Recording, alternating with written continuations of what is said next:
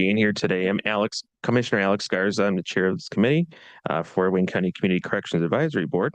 Could you have roll call, please? Chief Judge Pro Tem Larry Williams. Pastor Eddie Williams Jr. Here. Deputy Chief Tiff. Andrea Smith. Judge Donald Knapp. Armand Harris. Chief Robert Dunlap. Here. Sam Sharikian. Paul Bruno. Chief Judge Pro Tem David Braxton has requested an excuse. Commissioner Garza. Here. We do not have a quorum present. Thank you. Next item, please. Next item, item B, remarks from the chair. All right, thank you. Since we do not have a quorum, I think we're about a member short of a quorum. We will still have the presentations today. However, we cannot do official business, which is passing the actual minutes from the last meeting. So we'll continue with the presentations. And as that is the main focus of our meeting today anyways. So we'll continue with that. For the next item, Madam Clerk, do we need to do an official pass for the day or we just pass it for the day? We can just move to the next item, item D, unfinished business. All right, thank you. There's You can go none ahead. listed. Yep. Moving to item E, new business number 1, presentations by the following vendors. The first vendor we have is Lake Ridge Village. All right, we'll invite Lake Ridge Village up to the table here, the first 2 seats up front.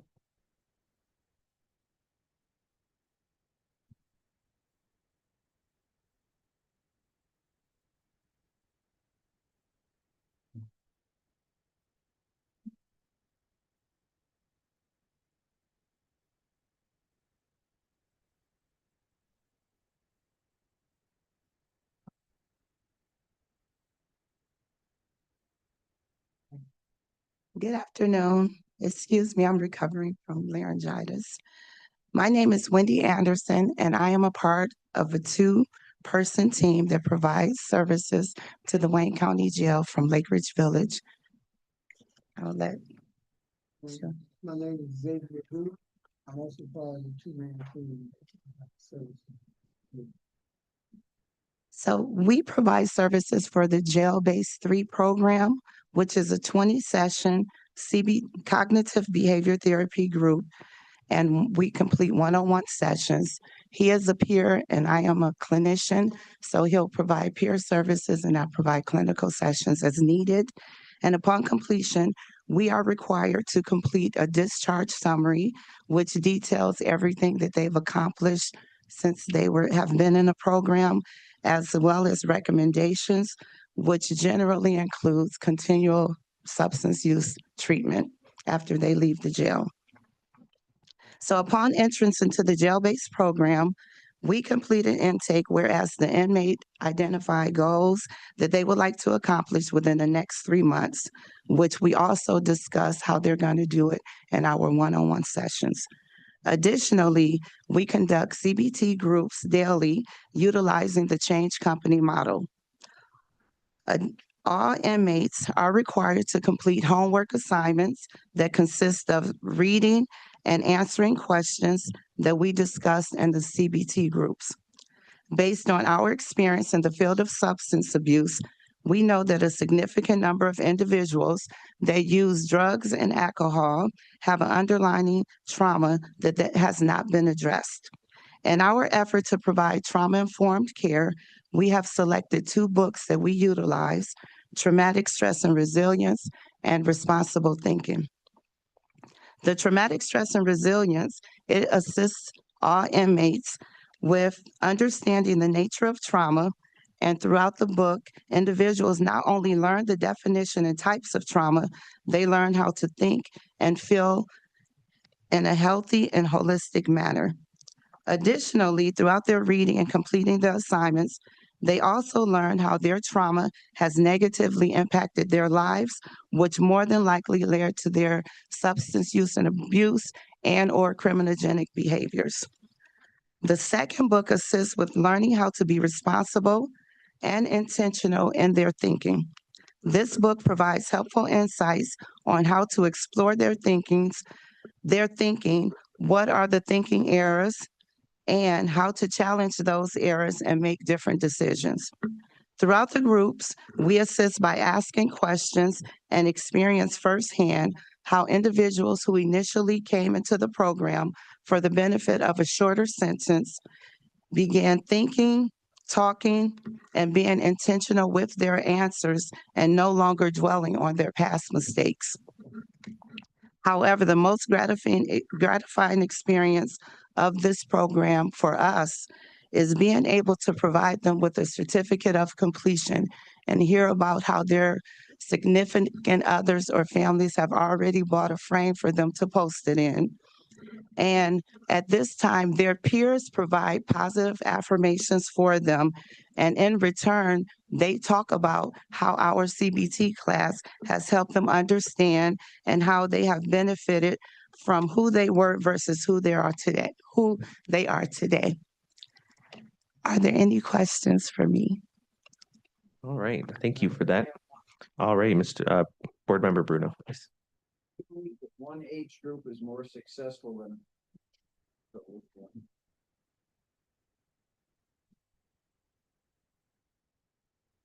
Interesting question. I'll let the peer answer that one. Again, my name is Xavier Booth. Your microphone. Oh, okay, I'm sorry, it's on now.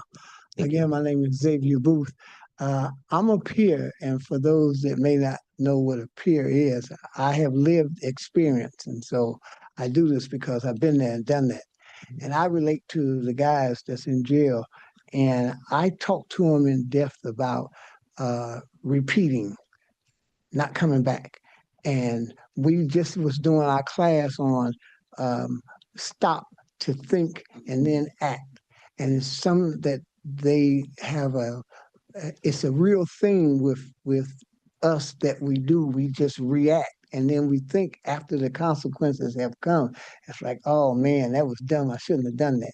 Well, we're talking about now, let's think about it first. And then some of the things that the street lingo that they use, it's not really valid anymore. You know, let's understand the other guy when it comes to the situation. You know, if somebody smacks you, you never know what they were going through. Let's be more mindful of who I am. I can walk away from this. I get to go home to my wife if I have one and my children. I get to live another day, as opposed to, was it really worth me reacting? And then now I'm in jail again. And here I am going, that wasn't a really good move I should make. So these are the kind of things that I talk to the gentleman about. When it comes to age, I get a lot of respect because of my age. I'm 76. And because, yeah, when I tell them I've been there, I've done that, I'm here now, and I explain to them at Lake Ridge what I do and how I am and what's going on, how I've changed, then the younger guys really, we get to talk because they tell me things that I don't know nothing about when it comes to this day and age with computers and all this stuff. I'm like, wow. So, I have a different rapport with the gentleman when I'm in there. It doesn't matter the age for me. We got some guys, we just talked. One guy was 24 and one guy was 26. And I told him, I said, man, you don't want to be like me. And it's a gentleman in there by his name is Frank. He's 70. I said, you don't want to be 70 and sitting in here. It's no. So we got to change the way we think. And we walking out the door soon. So let's change the way we think. And that's what it's all about. Thank you. Member Shrikian. I thought I heard you say something about time reduction. Time reduction in terms of. He just was far back from. Oh, okay. Time, how does that work?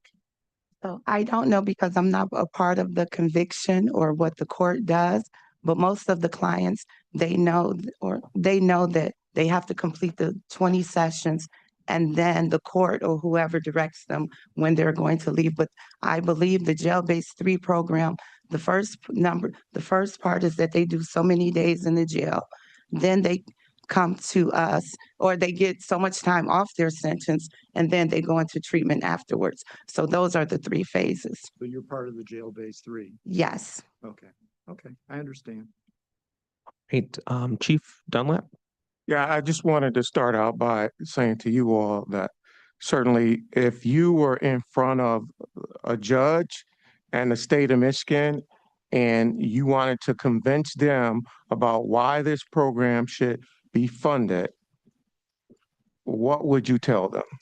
I would tell them that this program should be funded because it gives the opportunity for individuals to learn and understand why they ever picked up drugs and how drugs became a habit or something that took control of their life.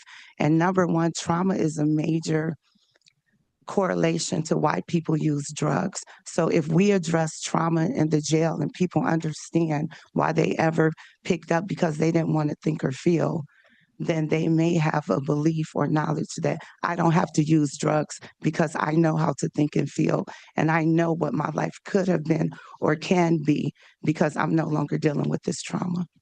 I think it's also going to have an impact on what is it called? Recidivism. Recidivism. Yeah, it's going to slow that down. We're not going to get as many repeats.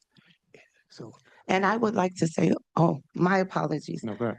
We've, the statistics so far, we've serviced approximately 314 people in the jail-based program, and only 14 people have returned since we've been there in 3 years. And that's what I'm looking for.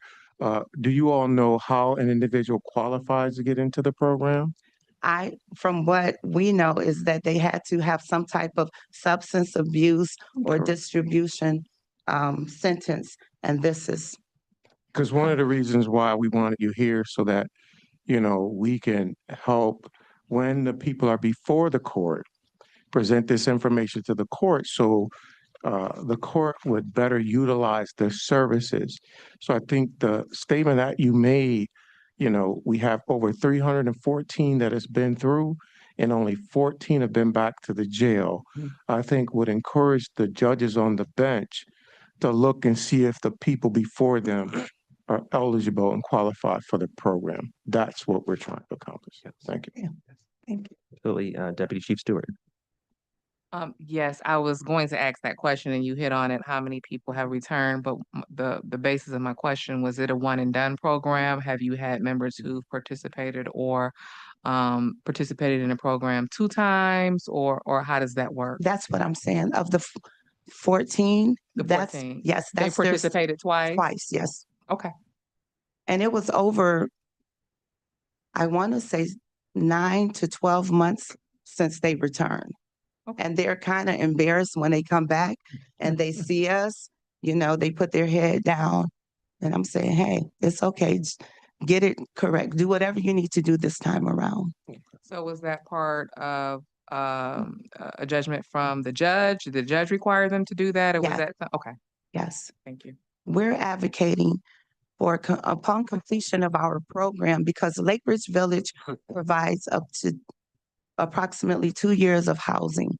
And we know that most of the time people relapse because of a lack of housing and employment opportunities. So if they were able to come to Lake Ridge, we provide intensive outpatient, then we do into recovery support, and then we have outpatient. So they can be in our program for up to 2 years, working, saving money, and then having housing as well. All right. Member Robinson, did you have something? You answered my question. I was going to ask the duration, the time period for programming and services and supportive. So up to 2 years, the person can continue receiving services through the agency. Yes. And because we already have a relationship with them, it makes it more comfortable because we kind of know them. All right. Member Williams? I'd like to bring up Jonathan Williams. Could he make a statement in regards to the program?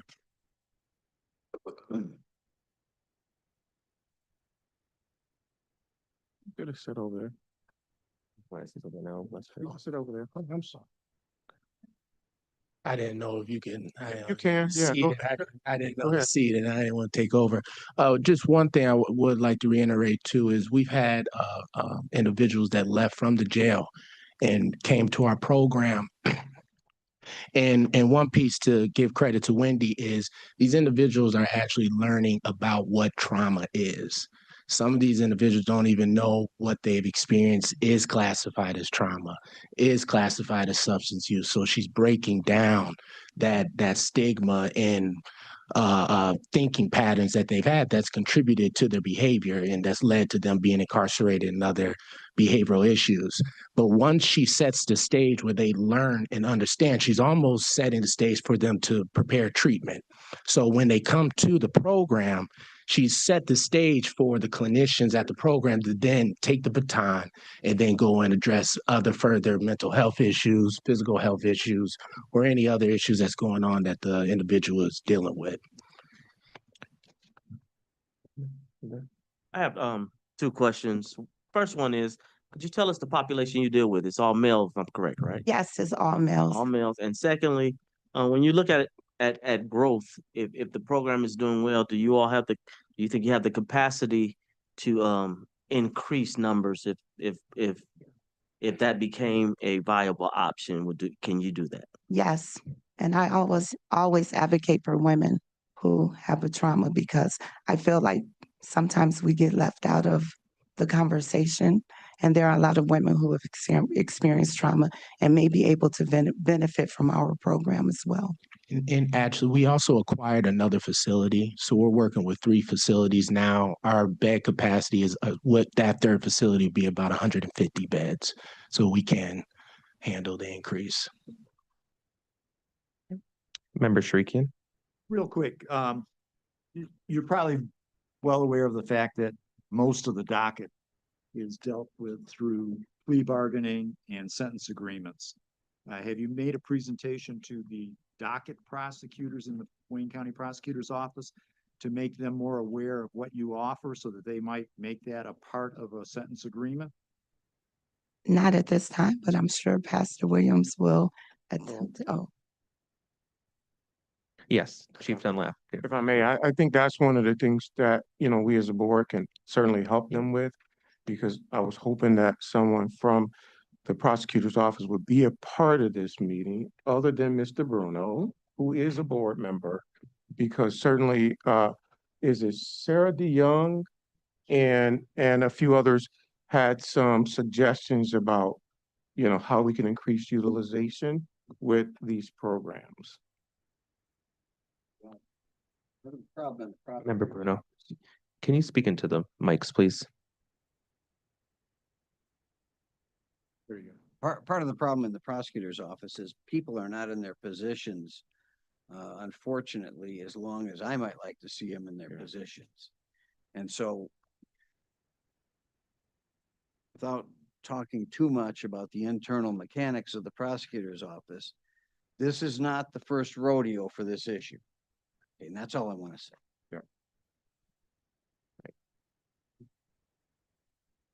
All right. Any other board member questions, comments for Lake Ridge? All right. Thank you very much. Thank you all so Appreciate much you. for having me. Guys, thank you.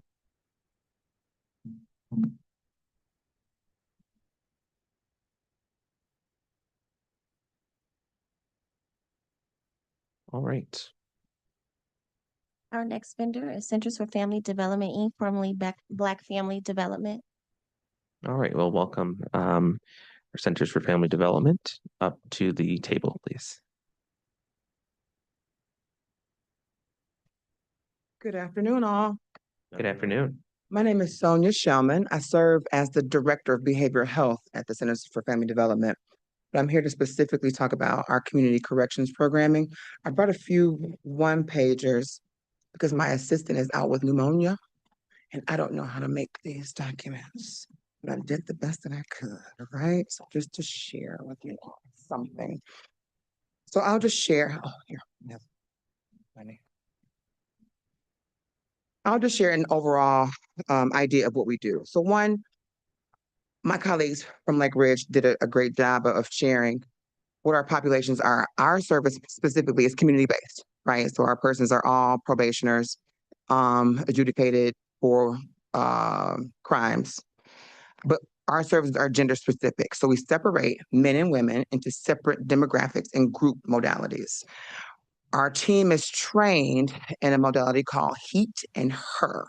Habilitation Empowerment Accountability Therapy, and her Habilitation Accountability Therapy. One thing I like to just highlight is that we've been doing this work in community corrections for more than 10 years with Wayne County and with your assistance. However, what we found ourselves doing is that by lessons learned each year, we change with the population that we serve. So years ago, we were doing, your CBT, your hardcore, kind of get to it. Let's talk about it and let's address what brought you here today. We shifted. We turned to then mindfulness-based relapse prevention. What does it look like? How do you get in this moment and then circle back to how life brought you here? But now our trauma-informed care is where we are, right? But to be trauma-informed also is to understand that our participants don't always know what trauma is or that they've encountered trauma. And so the HEAT in her curriculum teaches us that habilitation is that starting point. We can't rehabilitate those who didn't know. If I didn't know what I was living through, I didn't know that this was going to, shift my trajectory. We have to start from that very basic point. And so that has been our modality heretofore with this group for this past maybe 3 or 4 years. One thing that's special about what we do also is that we've added in restorative practices. And so all of our participants are justice involved persons, and they've been convicted of something. What that means is harm was caused somewhere. And what does that look like? How do you improve you? How do you learn the tools that you need to step out into the world, to get a job, raise your family, maintain work, be a viable citizen, but still repair harm? Many of our participants, men and women, are coming through for domestic violence, multiple DUIs, strong armed robbery, or just, these non-violent or violent offenses, but harm was caused. And if we don't ever reach a point in our learning process that although I feel impacted by the justice system because these things come up, we talk about it a lot, there's also some rehabilitation at this point. Now we know that we have to do with the harm that we cause the community. And so we've added that these past 3 years to our curriculum is to have that restorative nature of understanding what we did and how we got here and how we can fix that one way or another. CFDI is an agency that has many arms. And so because our participants are in for 14 weeks in our program, what we do is from start to finish, we regularly evaluate social determinants of health. What we found as lessons learned is that persons and recidivism increases when my basic needs are not being met. I received an email, today is Monday, for a woman in our group who is convicted of a domestic violence crime. However, she was just put out of her home, her and her 3 children, by her LTP, by her partner. Now what next, right? So what she would normally do is bust the windows out of the house. What she would normally do is all of the things that led her into this situation now. But instead, she was able to call our case manager. We're able to get her temporary housing. We're able to, at BFDI, align her with our homeless prevention program to secure funds for her own housing. We're now able to say, now this 12-year-old is in the house, and she also was impacted by this trauma being put out, and it's snowing and raining outside, right? Let's work with, because people don't get better by themselves. Right. So now mom has a tool, 12-year-old has a tool. And now we're servicing the family as a unit. Right. Our agency offers substance use treatment services. It is built into our curriculum. However, there are many persons that come to us who need extended care. And so without additional stress on that participant, we enroll them into community mental health services that we already house in. So we're creating a one-stop shop for our participants. We have healthcare services, screenings for persons who may have been incarcerated and haven't had physical health care or dental care. We found persons that are impacted by substance use disorder go long times without having dental care or physical health care. So we're seeking to pour into this person and their family as a unit to reduce any recidivistic behaviors, any additional stressors that might cause a relapse into bad behavior, into past behaviors. We talk about relapse in that very specific way here when we talk about relapse prevention. We're not talking about just substance use. We're talking about relapse into old relationship patterns. We're talking about relapsing back into old behaviors. Last year, I would have busted the windows out your car and the house if you put me out. So we're trying to circumvent all environmental stressors and all cases of potential relapse. And so that's what our curriculum allows for us to do. And that's what having this one-stop shop modality allows us to do too for extended amounts of time, even post our 14 weeks. I was talking really fast.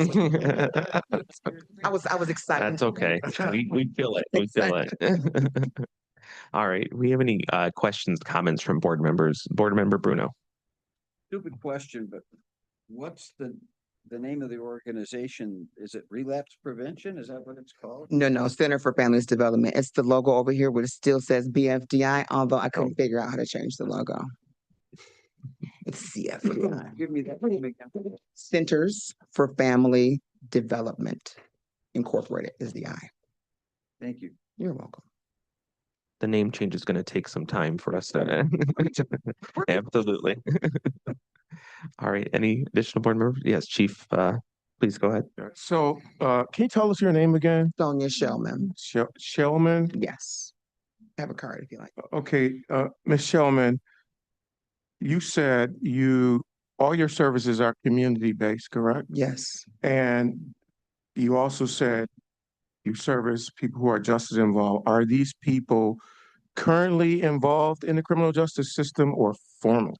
Currently, so all our referrals come directly from probation officers. Okay. We coordinate monthly with probation officers. 2 weeks ago, I presented to the Greenfield Losser Probation Department also. We meet with them pretty regularly. We also participate in quarterly MDOC roundtables where we are engaging with all probation districts just to ensure that they have access to whatever we have to, even if not this program, a program that we offer. Okay, and so do you have any data on how many of the clients that you serviced that were billable to the Wayne County Community Corrections? In the past 5 years, we've served less than 200 participants. So what about in maybe the last year? The last year has been under 100, so it's about 67. And they're all billable back to Wayne County Community Correct. Corrections? Good. And one last question. Of course. Are you all able to service women in the jail? In the jail, we have not, but can we? Absolutely. Excellent. Any other board member comments? Yes, Chief. Talk to me, please, about your restorative practices. I know you. Hit it one more time. So. There we go. Talk to me about your restorative practices. Are the victims of those crimes heavily involved? Are those known victims? Are you all able to have restorative practices with unknown victims with crimes are committed against them? Just talk me through that. Sure. No, we could. So you're speaking to restorative justice very specifically. Justice. Yes. And so because this program isn't designed for that in that space, because it's not safe at this point, right? All of our persons are community involved. So typically you'll find restorative justice where you're able to start from the beginning point. Oftentimes if persons are incarcerated or at the start of that case. So what we've done is, because restorative practice is an offspring of restorative justice, what we do is we wrap around the offender, and if possible, we'll work alongside probation to find out if there is a victim that would like to be involved in that harm restoration process. Heretofore, we have not had we had one, maybe 3 years ago, and she stayed with us for a few years outside of this program. But the victim was her daughter. And so we did nurture that back. Thank you. Member Robinson. Just wanted to, thank you for coming in today to present to the board. I know you did a presentation not too long ago. Yes. And just for some further clarity, it was a presentation with all of the Wayne County parole and probation offices. So that included Detroit offices, our Lincoln Park offices. So there was well over 100 individuals who was able to hear from you and your agency. You shared a lot of information. One of the things that I know our staff talk a lot about with your agency, whose name has changed and we're all catching up, is that you provide not only the wraparound services, but you extend to the family as well. And that service is not necessarily impacted by our board or the funding through the board, but through some leverage relationships and partnerships that you have. Can you enlighten us a little bit about some of those relationships, some of those leverage partnerships? I believe one possibly being Detroit Wayne Integrated Health Network.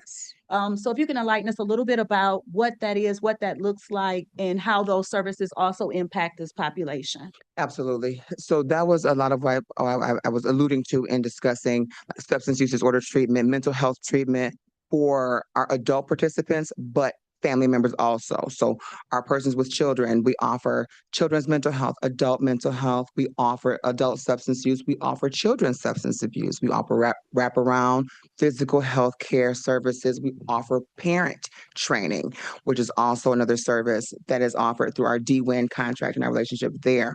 And we have an agency full of staff that offer these specific services outside of this particular role, but we ensure. So I'm thinking about a particular time in working with a probation agent from Lincoln Park. I'm glad you mentioned that. Where it wasn't written into our plan that participant needed additional services outside of what we're offering, but we did explore those parenting resources that were a major barrier and that did kind of support her coming into services to start with. And so that was something outside of what we offered in this program, but however, it is not funded through this, but is no cost to our participants. If our participants are not Medicaid eligible, we work with them because we are also a CCBHC, which means there's no closed door. If they're overinsured or underinsured, we will still serve them either way. So all needs can be met at one space. Quick question. Yeah, Member Shrikian. I was looking at your handout regarding eligibility. Does this have to come through one of the specialty courts? Not a specialty court, but just a probation agent. We work heavily with specialty courts. I was going to say, eligibility, persons referred from mental health court, drug court, or other court programs. Okay. Yes. So it could be any of It could the be. courts. Yes. Okay. All right. Thank you. My pleasure. Right. Any additional questions or comments from our board members? All right. Thank you so much. Appreciate their presentation. Up next, we have ETRS. Right. Welcome. Board. Yes, welcome. Commissioner. Can I say something real quick before ETRS? I just want you all to understand that ETRS actually will be presenting, they have 3 programs. Just wanted you all to know that prior to. 3 times as hard. First of all, this is super enlightening being here, hearing our colleagues from Lake Ridge and CFDI is, it means the world to know that there's more people like us doing the work that we do to help create the change in people's lives. So yes, we are ETRS. We're a agency of 6 to 7 people. We provide 3 programs: or domestic violence transitions. Yeah. Yes. Interrupt you, but could you say your name and title? I'm so sorry. Yes.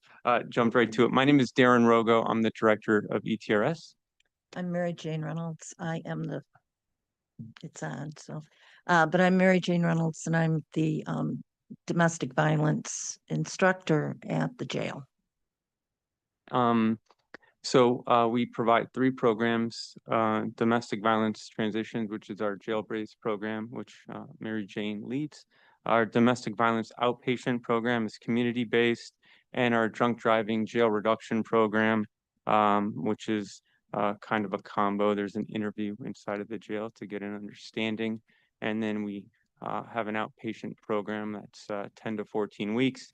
We hold a substance abuse facility license. We're members of Batterer Intervention Society. We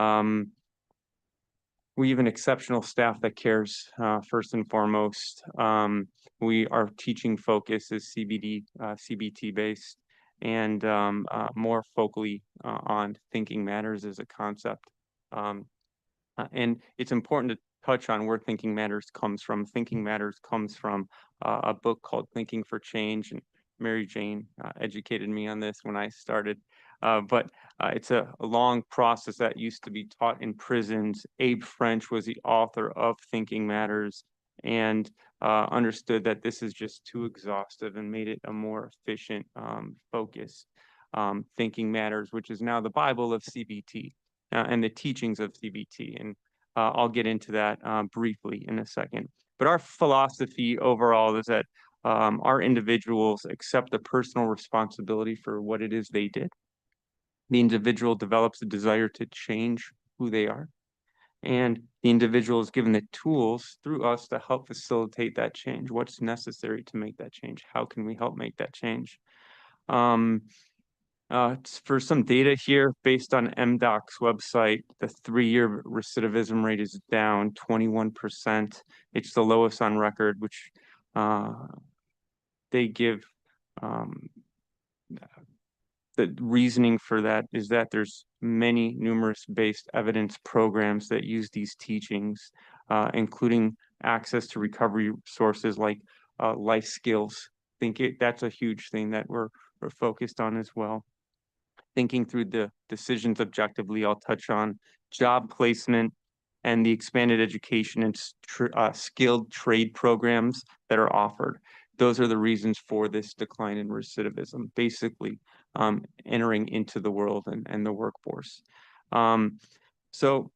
There's multiple, the Institute of Justice shows strong evidence that CBT reduces recidivism among both youth and adults within the justice system, with the biggest impact on higher risk individuals. The University of Minnesota did a study, so in Duluth, they're kind of the go-to in this field. When implemented, this is quoted from them, when implemented with fidelity, CB-based community correction program reduced recidivism by roughly 20 to 25% on average compared with similar individuals who don't receive CBT. States like Michigan that have invested in these evidence-based reentry treatment programs have seen recidivism fall to around 21%, and that's kind of where we're at with the last 3 years through MDOT. Now, what is CBT and why is it important? We have structured sessions focused again on thinking patterns, decision-making, life skills, problem-solving, anger, relationships, and relapse prevention. These are important because studies find these are impactful in a variety of ways. They take an objective view of the decisions a person is making at the time, and we discuss what that is. So if there's a trigger, pull yourself out of the situation, understand that what am I making? What is this moment and what is happening in this moment? And think through it without emotion. And that is, I say that here within 5 seconds, but that's a teaching in our domestic violence outpatient program that's taught through 26 weeks. It's pounded. So talking about domestic violence, again, it's 26 weeks. It's a program that our facilitators create these long-standing relationships because they're in the class for such a long period of time. They create the connection, they show they care, and they reach out and they touch. And through that and with the CBT based, that's where the change occurs. And that's where the person takes the responsibility and wants to make the change. And that's where we see it happening. And then our third program is the DDJR. So that's a program designed for OWI, third offense. And that's, so all of these programs are, the qualifications are you have to be Wayne County resident. And if that is the case, and one of these instances occur, you can go into our program through the grant process. So there is no charge to the individual. They need to show up and want to make the change for themselves. The hardest thing in our line of work is really making sure that the facilitators we have love, care, and show up to do the God's work that they do. And a prime example of that, and I'm honored to know her, is Mary Jane. And Mary Jane, if you want to talk about some of your DVT teachings and what you see. I'll talk a little bit about DV transitions in the jail first. That particular program is 48 class days. It takes approximately 12 weeks for them to get through the program. When they come in, they do an orientation. They are so scared to do this orientation. These grown men who are convicted of being violent are afraid to do this orientation because this is maybe one of the very first times that they actually have to get real with what they did. And so we talk about that. We ask questions. We put them on the spot because they have to know that for the next 48 days that they're not going to have an easy road to be able to get through. But part of that easy road that they're not going to be able to get through, yes, we use Thinking Matters. That gets us into their psyche. It gets us into their head. And at that point in time, we start finding out because they're identifying why they had these thoughts, why they went this way, what emotions were taking them there. And we start to find out that, yes, so much of it is trauma based. And then we can start talking about the trauma that they had. And one person is brave enough to bring it up. And then amazingly, we have another person that says, I went through the same thing. Now we have camaraderie in the group, and we can start to really dig into it and find out and explain to them that so much of this wasn't their fault. The trauma wasn't their fault, but they put it on themselves.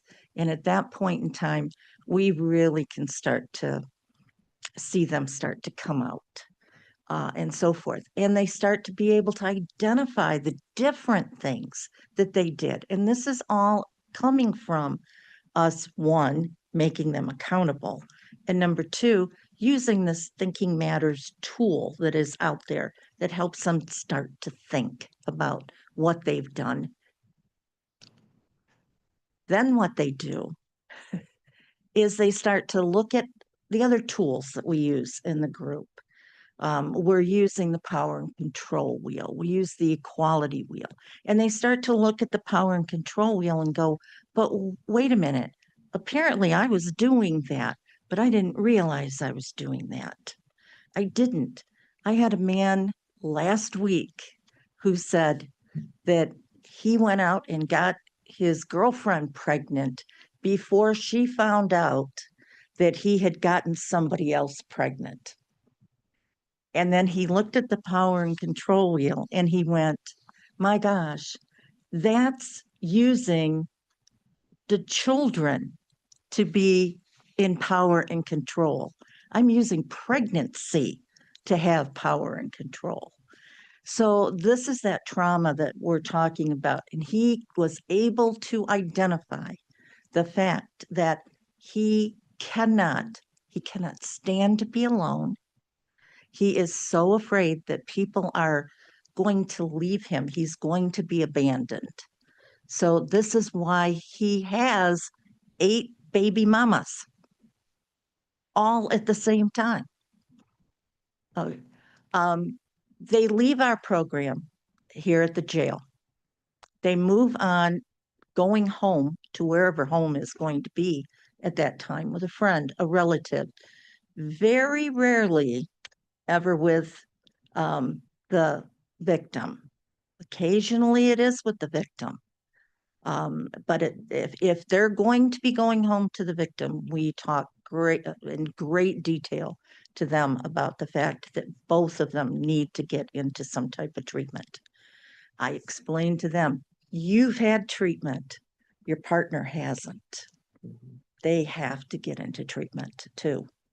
And then they go into our 26-week follow-up program, which is 1 time a week for about an hour and a half. I don't believe that there's a person that teaches that program that's any better than our James Ponder. That man has a heart for this business like nobody. And I hate to call it a business, but let's be real, it is. And he knows everything about Detroit. He knows everybody and everything. And he can take these people and their needs and connect them with what they need and what they want. He's an amazing man. The program doesn't end after 26 weeks. It never does.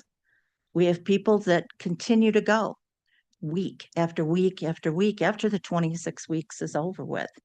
They go for a couple of different reasons. They go, one, for the help, the guidance, the come up that the group can give them.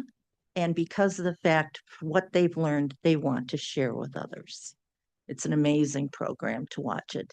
So when you get done with all of this, you're looking at 38 weeks, almost 40 weeks of continued programming to help them with this violent act, to learn how to be able to deal with it, and to get out of that wheel that they've put themselves into at that point in time. Excellent. Thank you so much for the presentation. Board members, comments, Board Member Bruno. Question. Yeah. With respect to domestic violence and then separately with respect to the drunk driving issues, what percentage of people come through these programs and they just remain unmotivated to change? And what do you do with those? That's a good question. Mary Jane, you want to talk about your DBT? With the domestic, Doesn't have to be a long answer. No. I'm looking for a This- figure here. I'm gonna say maybe worst case scenario, that where there's no change, maybe 5%. Okay. Because here's the problem, they've gotten an education. There's going to be a change, even if it's this big, because they've gotten an Are you education. talking about domestic violence 5% or drunk driving 5% or both? If they're showing up, they want the change. Okay. Yeah. They don't have to come. At the jail, they have to come. Yeah. Well, if it's out, if it's DVJR based or if it's DV outpatient based, they don't have to show up. They come because they know they want to do the change and we're there to help make that happen. Okay, with the 5%, what do you do with them? Generally, what ends up happening is we send them back to probation at that point in time, because apparently they're not ready to listen to what is being presented to them at that point in time. They're just not ready. Thank you. Chief Dunlap. Yes. So as the chief of the chief of the jails and a board member, I was surprised to see that the utilization rate for this program in the jail is really low. Yes. And so I'm wondering why, if there's something that I need to know that we can be doing to improve the utilization rate. Because I get quite a few grievances from inmates saying, hey, I've been waiting, and it's delaying my release from the jail. So is there something you can share about why the utilization rate is low? And maybe share if there's something you think we can do different. Sorry. No, you go. We both have good, yeah, go ahead. Two things with this. One of the things is the fact that I can tell you that our community-based program is really full. I mean, there's always room for more, but it's very full. It seemed there for quite some time that people were getting honestly, maybe put out on a tether or something, being released to the community and put on community-based programming. Okay, that was one of the biggest things. Utilization inside the jail. Okay. Our facility inside the jail is quite small. Really? Mhm. Okay. Am I saying the truth? Who are you looking at? I was looking at Lucille. What housing unit are you on? We're on 3F. We're given the all-purpose room, I believe. It's the room that's carpeted. It's a very small room. And when you're dealing with having to have tables out so that people can write because they're doing work and so forth and so on, in all honesty, the 15 that Lake Ridge will have in their group is very, very large. It should be crowded at 15 in there. It really should. Yeah. I've had up to 10 in the domestic violence. And in that room, of course, I'm dealing with men that have a little bit of a violent nature. That's a good amount in that room. Yes, we could go up to about 15 people in there. When you don't use the tables in there, you could have more. There is a group that comes in the evening, and I've seen like 18 chairs put out without using the tables. That is another issue that is in there a little bit, is the space that's available for Okay. us to have our groups. Is there anything else? I can tell you, Chief, so from an outpatient standpoint, I think awareness of the programs amongst the judges, amongst Thank the is going to be key. You know, Mr. Thomas, we talked this through before.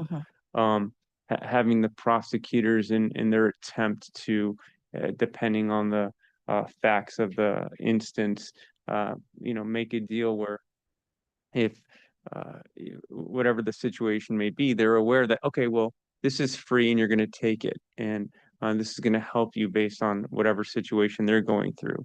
And the probation officers and probation agents, their awareness that this is a free program available to Wayne County residents. All of these are going to be ways to increase the utilization, because you're right, it's under, in terms of what it can, the total utilization, it is about a little less than half, and the capacity is there, specifically to, we could easily double with just the outpatient classroom use. Can I interrupt for just 1 Sure. second while I have it in my head? Another thing is sometimes how the order is written itself. Okay, Yeah. if the order does not say may be released upon completion or something very similar to that, then what happens is the jail they're holding the people after, which is what the order says, because it doesn't say anything different. Well, that's something I ordered. We don't hold anybody unless the order says that, To hold. because it's illegal to hold them beyond release date. I'm not talking about release date. I'm talking about completion of the program Got it. date, okay? Where the percentage of time that is required for the people that don't have that early release, okay? That makes it so that sometimes people are not getting into the program as early as we would think. Because what will happen is if they get into the program too early, then they have too long of a wait time at the end of the program. And when we start seeing a long wait time after they've completed the program, before they're released, then recidivism, not necessarily a violent recidivism, but some kind, often happens. If it's not just that they don't show up for the classes on the outside. So I can help with part of it, I believe. Certainly, I can't control the judges putting them out on tether, opposed to ordering that they do the treatment in the jail. And I think collectively we all can maybe figure out how to make the judges and prosecutors more aware of the program. But the concern that I have is you should not be just, relegated to just that small room in 3F. So I'm going to address that when I go back, because at the very least, you should be in the gym on 3F. Right. Because that would help with the grievances that I'm seeing. And we actually have a program pod that's bigger than this entire floor where we do jail programming. So this was informative for me. I'm going to address this with, you deal with Commander Bomer on this? I haven't seen her in a while, but I Who haven't. are you dealing with? Generally, I'm dealing with Lisa Allen. All right, so Lisa Allen is on the community correction staff. I'll have them to coordinate a meeting in the jail so we can, increase the space, and hopefully, maybe you can add more people to the program. That would be great. All right. Thank you. Thank you. All right, we'll have actually member Stewart first. We'll go here. Just real quick, how long is the treatment for the drunk driving? I know we've talked extensively about the domestic violence. How long is the treatment for the drunk driving? 14 weeks. 14 weeks? That's all. All right, member Williams. Thank you for what you do. It's well needed in regards to domestic violence. We see a lot of cases on the news and things like that that really turn bad. One of the things I want to ask you is, how do you do your entrance assessments tools? What tools? How do you your tools that you use for that? And one of them being is the fact I wanted to know that is because you're talking about domestic violence, and a lot of people have anger issues, and we know mental health plays a part of it. So your assessment, just briefly. Yeah, we do a bio psych intake. The domestic violence outpatient, which for us is historically what we've been known for in the work that we put a lot of effort into. So first class, they'll show up. We'll do a biopsych intake, ask them questions, ask them historic questions, get an understanding and a sense of what happened in that instance of why they're there, and then really ask them to discuss with the group that day of what happened. And then we, poke and prod, ask questions that maybe dig a little deep into the emotional side of the decision. And that's when you start getting that group feedback. And one other question, and I'm good. So they're in your domestic violence program in the jail, and then how are they enrolled into the outpatient piece?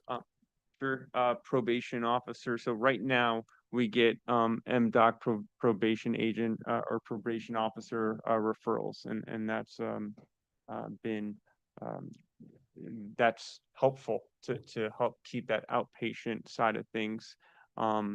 I think we're at right now 45 MDOC related currently in the 26-week program, and then we have 10 direct. So those are people that have been referred that are not MDOC.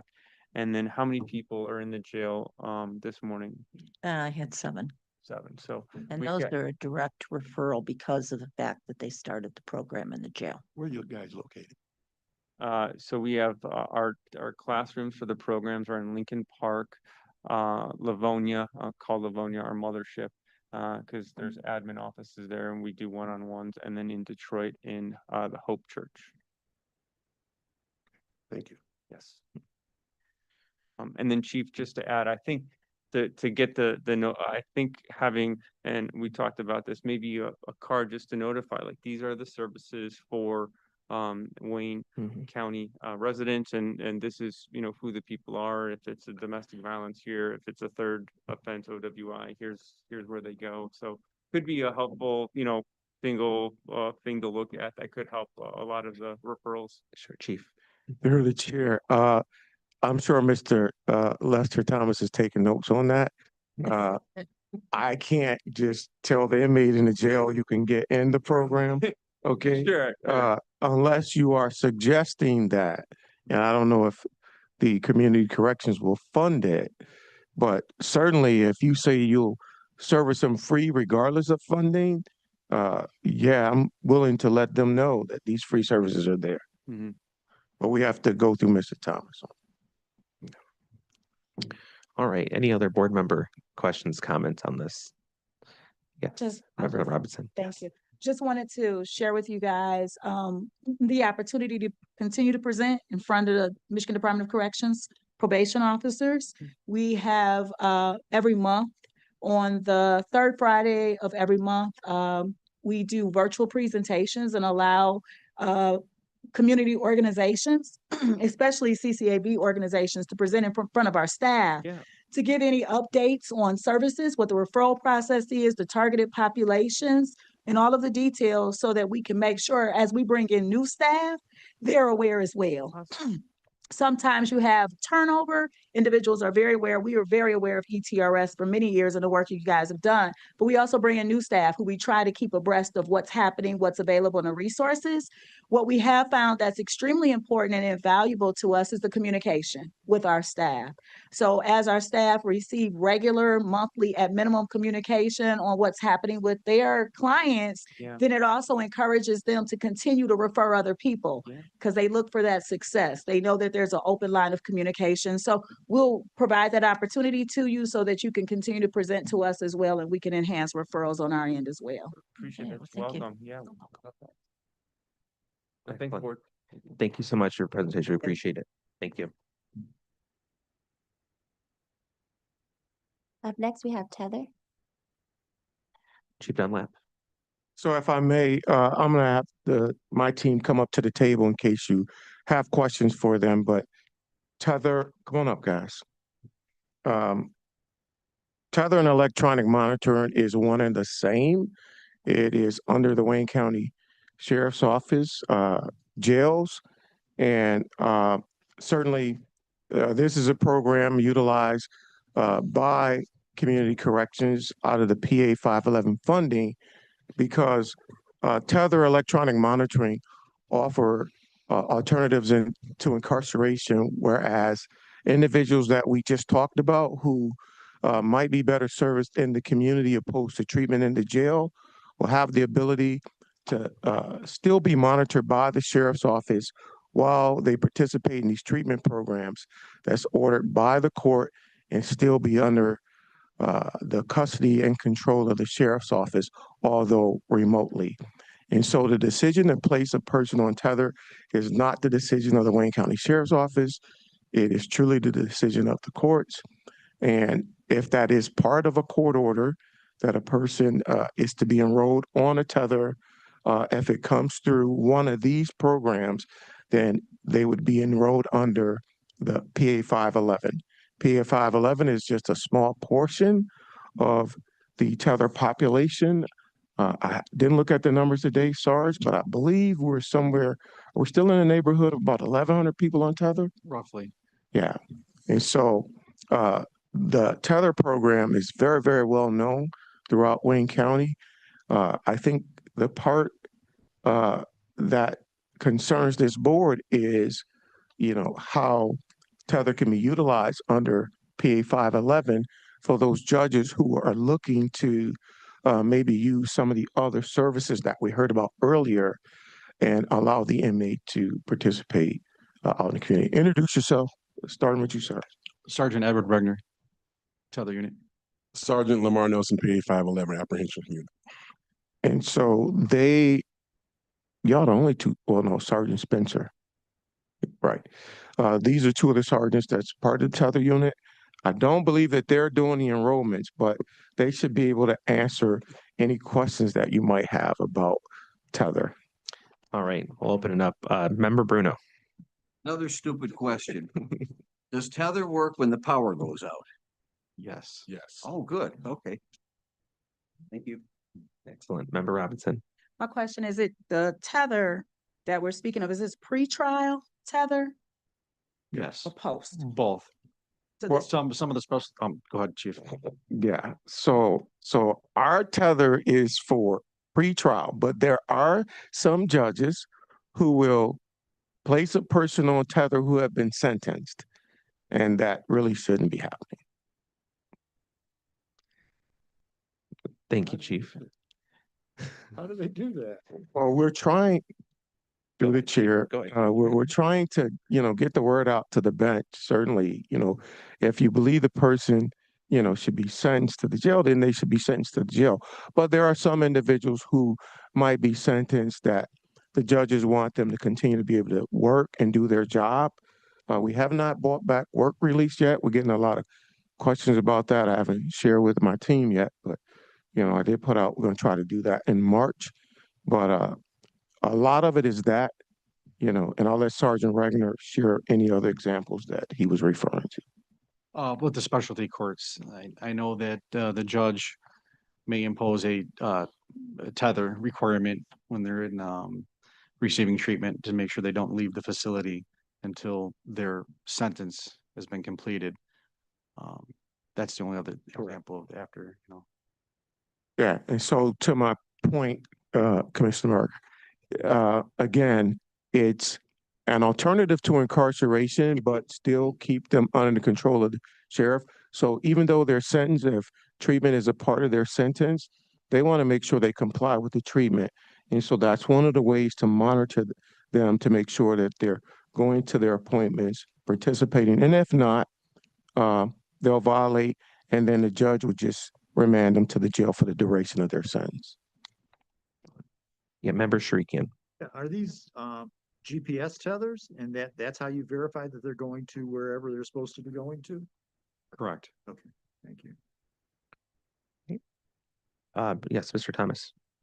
It's okay. I want to call Miss Lucille Battle up.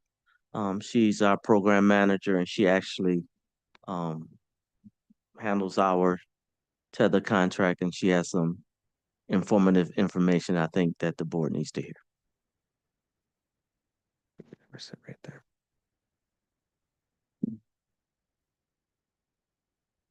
I had to twist her arm. She didn't want to come up. Turn the mic and press that on.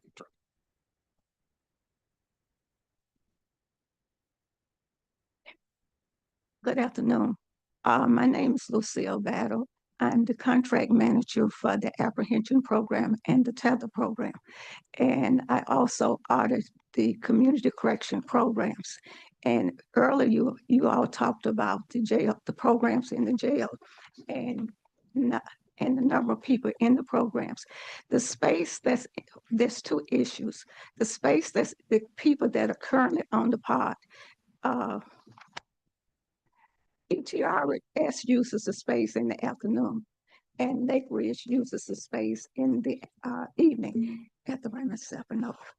Okay, the maximum number of people they can have in that space is 15 people. When with 15 people, you have people at the table. Then you have people up against the wall on both sides. And usually when I'm in there, I'm sitting in the back at the end of the table behind the facilitator, and the facilitator has a seat. Okay, that space is too small. That was one of the things that I observed when I was doing the audit for Lake Ridge and ETRS. The space is too small. For instance, okay, I have to figure out which one of the programs, but it's Lake Ridge. Lake Ridge has something in their contract saying that they're supposed to have individual sessions. Okay, it's in the contract that says that Well, we pay for 6 individual sessions, but not only is there a space problem. What did I do wrong? No. You can keep talking. I'm sorry. I'm sorry. Okay. It says that they're supposed to have individual sessions, but you have to have the group. The group session is from 12 to 1:30. There's no time for them to have group sessions. So if they're going to have a group session, then they need space and they need time. Because they can't have, okay, that person that's in that group has to be in that group for 90 minutes. So you can't take that person out of that group and say, we're going to have an individual session, because when I get ready to audit, then I'm going to look at it and say, oh, okay, they was in there on this date, so what time? So Wayne County needs that 90 minutes. That's what's in the contract we're paying for. So if they want an individual session, what they're supposed to have, they can have up to 6 per month. I think it's 6 per month. And you need to have some space for them to do it. All right, Chief Dunlap. Well, first of all, Ms. Battle, I want to commend you because you know more about this than all of us. You've been doing this a long time, and you've been doing an excellent job with what you do, managing the contract and auditing the contract. And so I first want to start there. And I was shaking my head kind of like in surprise when I was doing that, because certainly safety has to come first. Yes. And I'm probably 100% sure that Chief Dunlap was not involved when whoever wrote that contract, because we we have a lot of competing interests in the jail. We have Lake Ridge, we have ETRS, we have our own medical providers. And so all of these things have to be coordinated through some cadence. And so I was quite surprised to hear you say that they have to have one-on-one sessions. We probably need to meet and talk about that. I'm sure we could facilitate the larger group sessions. I agree with you and Ms. Reynolds. I was shocked to hear that they have them, designated to such a small room. It certainly is probably why I'm getting so many grievances. So I'm going to take a look at that, and hopefully you and Mrs. Reynolds can be in the meeting with Mrs. Allen and Commander Bomer and my team, so we can figure out how to, one, provide a larger space, and if you have staffing, maybe run multiple classes. And we will also probably be making a proposal to Community Corrections to provide funding for officers to help facilitate those classes. And so I hope someone from the state is here to understand why we need the money. Thank you.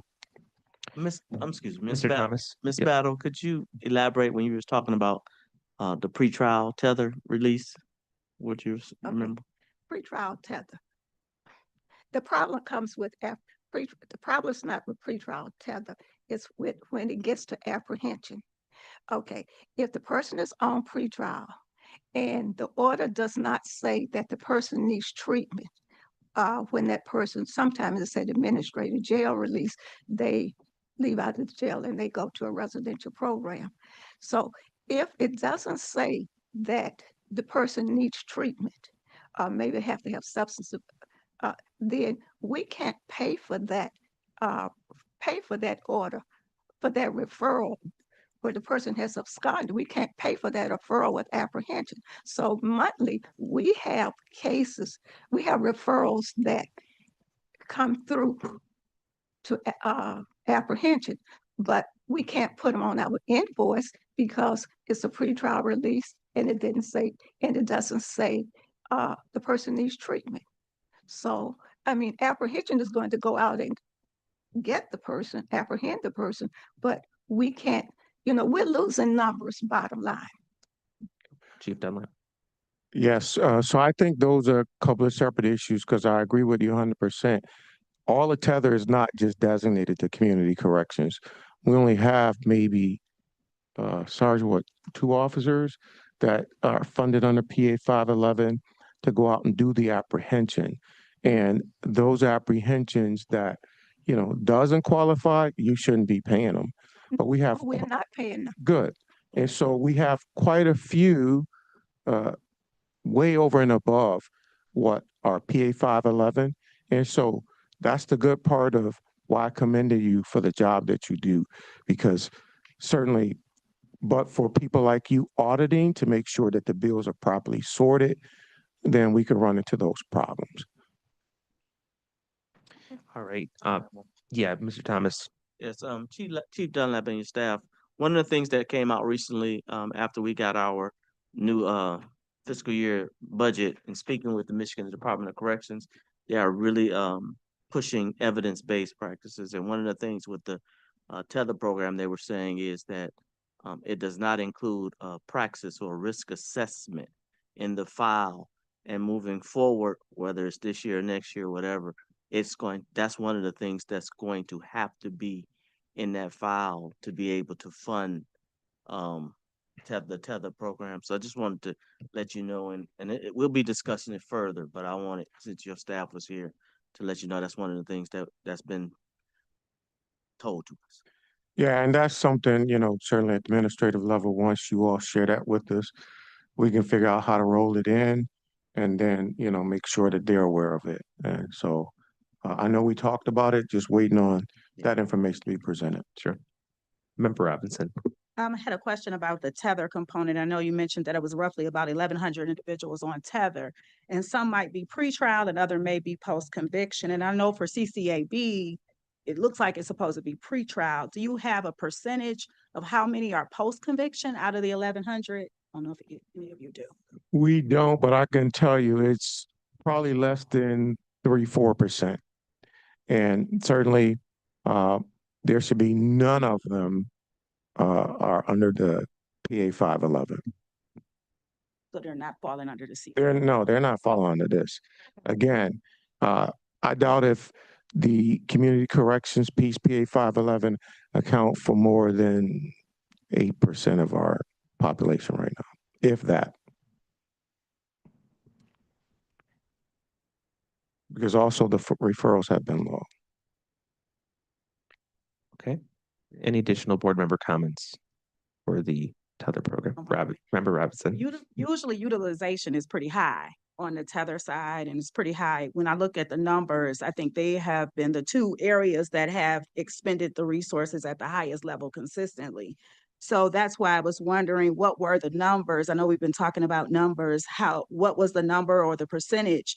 And you shared that our combination thereof of community corrections and not. Do you guys have the numbers that are truly, because the percentages are showing 177% in utilization, 134%, I think, in utilization for the fourth quarter. Let's ask the auditor. She should know the exact number. Monthly, the Tether, I may not have the exact number that you want, but monthly, the Tether invoice runs about somewhere between 150 and 160 people that we bill for each month.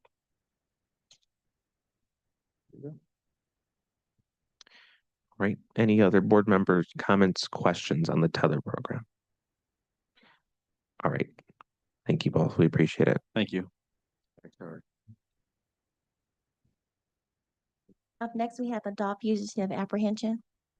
They actually did that. Oh, okay. That's all in one. We're good. Yeah. Yeah, it's the same. It was the same. Yeah. Solution services.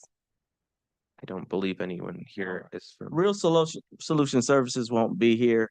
We have to arrange for a presentation another time, due to time constraints. Mr. Foster, who runs the program, is in San Diego celebrating his 35th wedding anniversary. So, he's probably laughing if he's looking at our weather. I wish I was there right now. So, that's it. I personally want to just thank the vendors for making time to come present.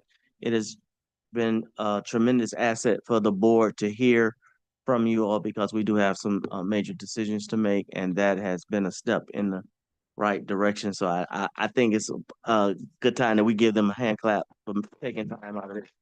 Yeah. And you're free to get out of here now. Yes, thank Thanks you again so much. Thank you to the vendors. We appreciate you for being here. Thank you. Item F, such other matters as may be properly submitted before the board. Well- So that. We're still in.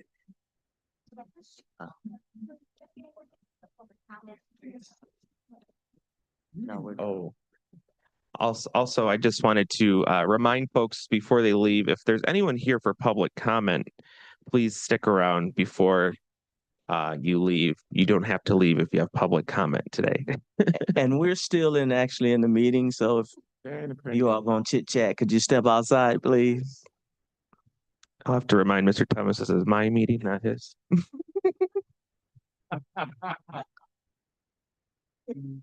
Only one actually talk about the next steps. Member Robinson. I just wanted to open up to all vendors that you can contact our office to be able to do a presentation. The contact person is Supervisor Ingrid Garner. I know Lake Ridge Village has presented for us as well in the past. So it's an open invitation for all the vendors to be able to present to the probation offices throughout Wayne County. Just reach out to me or Supervisor Ingrid Gardner so that we can schedule it. Thank you. Thank you, Member Robinson. All right. Next, but we're on such other matters before the. What did you want to do? We'll do public comments. Okay, excellent. We'll go on to public comments. Item G, public comments. You have 2 minutes for public comments. All right, so there's anyone on Zoom who'd like to make public comments at this time, please unmute and do so at this time. Chair, there are no hands on Zoom and no emails were received. Thank you. Anyone in the chamber who would like to make public comment to the board today, please come forward now and do so. Each member would have each person would have 2 minutes to make public comment to the board. Right, going once, twice, public comments are now closed. Item H, adjournment. All right, since we are actually not in official session,